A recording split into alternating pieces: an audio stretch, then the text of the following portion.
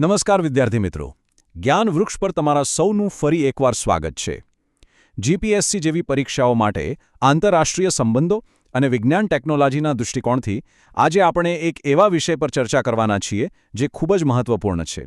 એ છે ભારત અને nuclear suppliers group એટલે કે એનએસજી. આ વિષયને બરાબર સમજવો ખૂબ જ જરૂરી છે. તો ચાલો શરૂ કરીએ. ચાલો આજના વિશ્લેષણની શરૂઆત આજ એક મજેદાર સવાલથી કરીએ. વિચારવા જેવી વાત છે, ખરું ને, કે જે સંગઠનનો જન્મ જ ભારતના એક પગલાંને કારણે થયો, આજે એ જ સંગઠનના દરવાજા ભારત માટે બંધ છે. આ કેવી વિડંબણા છે! આજે આપણે આ જ ગૂંચવણને ઉકેલવાનો પ્રયત્ન કરીશું. કોઈપણ વર્તમાન સમસ્યાને સમજવી હોય ને તો એના મૂળમાં એટલે કે એના ઇતિહાસમાં જવું જ પડે. તો ચાલો સૌથી પહેલાં એ જોઈએ કે એનએસજી અને ભારતનો આ સંબંધ શરૂ ક્યાંથી થયો. આ સ્લાઇડ પર ખાસ ધ્યાન આપજો. વાત છે 1974ની. ભારતે પોખરણમાં પોતાનું પહેલું પરમાણુ પરીક્ષણ કર્યું, જેનું કોડનેમ હતું ઓપરેશન સ્માઇલિંગ બુદ્ધા.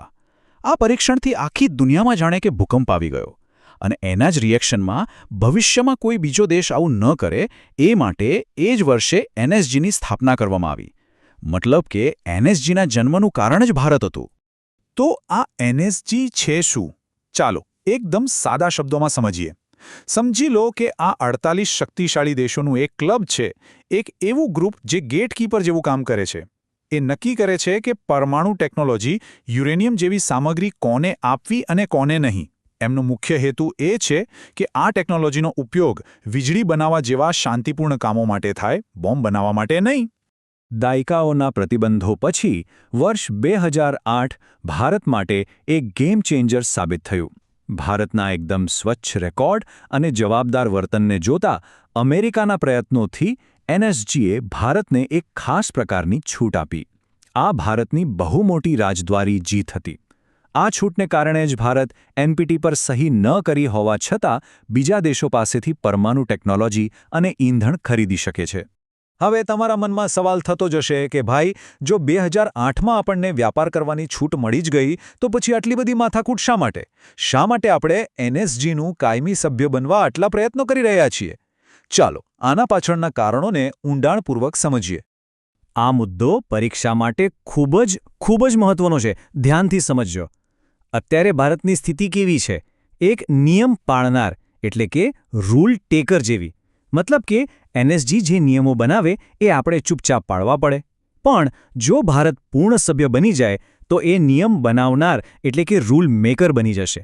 એ પોતે એ ટેબલ પર બેસશે જ્યાં નિયમો બને છે. ફેર સમજો છો ને? નોકરી કરવા અને કંપનીના માલિક હોવા જેટલો ફરક છે આ. અને આ સભ્યપદના ફાયદા પણ કંઈ નાના સૂના નથી. સૌથી મોટો ફાયદો છે ઊર્જા સુરક્ષા.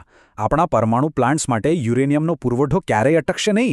આ આપણા 2070ના નેટ ઝીરો લક્ષ્ય માટે બહુ જરૂરી છે. બીજું, કેન્સરની સારવાર જેવી હાઈટેક ટેકનોલોજી આપણને સરળતાથી મળશે. અને સૌથી અગત્યનું, મેક ઇન ઇન્ડિયાને જબરદસ્ત બૂસ્ટ મળશે. આપણે આપણા બનાવેલા પરમાણુ રિએક્ટર્સ દુનિયાના બીજા દેશોને વેચી શકીશું. તો પછી આટલા બધા ફાયદા છે, ભારત એક જવાબદાર દેશ પણ છે, તો પછી વાંધો ક્યાં આવે છે? કોણ છે જે આપણો રસ્તો રોકીને બેઠું છે? ચાલો હવે મૂળ સમસ્યા પર આવીએ. જો એનએસજીનો એક નિયમ છે જે બહુ જ કડક છે, અને એ જ આપણી સૌથી મોટી મુશ્કેલી છે. એ છે સર્વસંમતિનો નિયમ. આનો મતલબ શું? મતલબ કે નવા સભ્યને લેવા માટે 48 દેશોની હા હોવી જોઈએ. જો 47 દેશો હા પાડે અને એક પણ દેશ ના પાડે તો વાત ત્યાં જ પૂરી. પ્રવેશ નહીં મળે. અને એ એક દેશ જે વારંવાર ના પાડી રહ્યું છે એ છે ચીન. હવે ચીન દુનિયા સામે શું કારણ આપે છે? એ કહે છે કે ભાઈ, નિયમ તો નિયમ છે. ભારતે એનપીટી પર સહી નથી કરી તો એને સભ્યપદ કઈ રીતે મળે? પણ આ તો થઈ દેખાડવાની વાત. અસલી રમત તો કંઈક અલગ જ છે.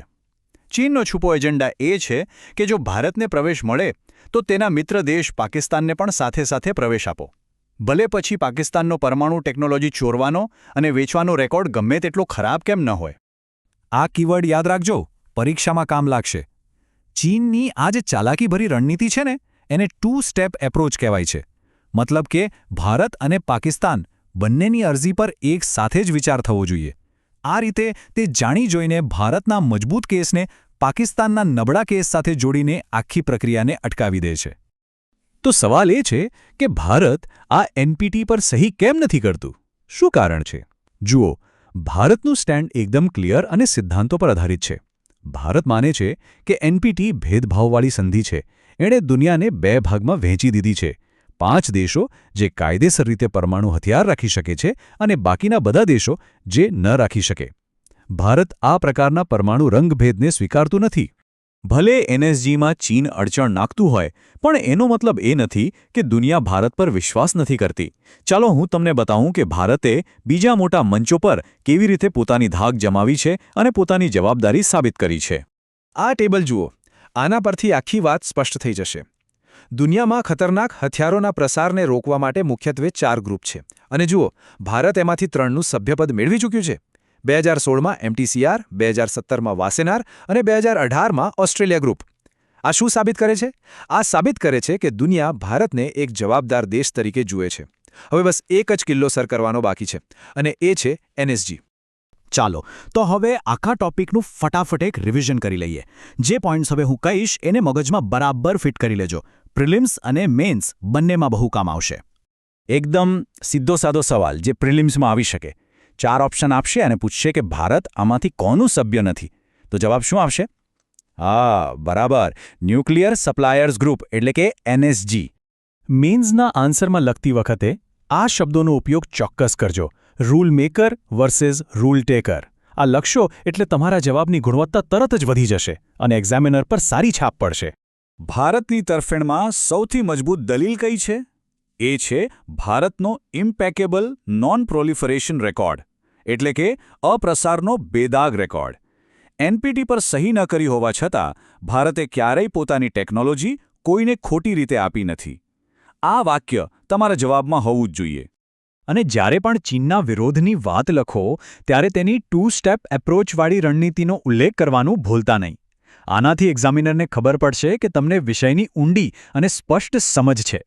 અને છેલ્લે આ એક આદર્શ નિષ્કર્ષ છે જે તમે મેન્સના જવાબમાં વાપરી શકો છો. એ સમગ્ર દલીલનો સારાંશ આપે છે અને એક મજબૂત સંદેશ સાથે વાત પૂરી કરે છે. તો આશા રાખું છું કે આજનો આ વિષય ભારત અને NSG તમને એકદમ સ્પષ્ટ રીતે સમજાઈ ગયો હશે. જો હજી પણ કોઈ પ્રશ્ન હોય તો નીચે કોમેન્ટ બોક્સમાં પૂછવામાં જરાય સંકોચ ન કરતા. જો આ મહેનત અને માહિતી તમને ગમી હોય તો આ વિડીયોને લાઇક ચોક્કસ કરજો. તમારા જેવા જ બીજા તૈયારી કરતા મિત્રો સાથે શેર કરજો. અને હા, જ્ઞાન વૃક્ષને સબસ્ક્રાઇબ કરવાનું તો બિલકુલ ન ભૂલતા. આપણે બહુ જ જલ્દી મળીશું એક નવા એટલા જ મહત્વના વિષય સાથે. ત્યાં સુધી વાંચતા રહો, મહેનત કરતા રહો. જય હિન્દ.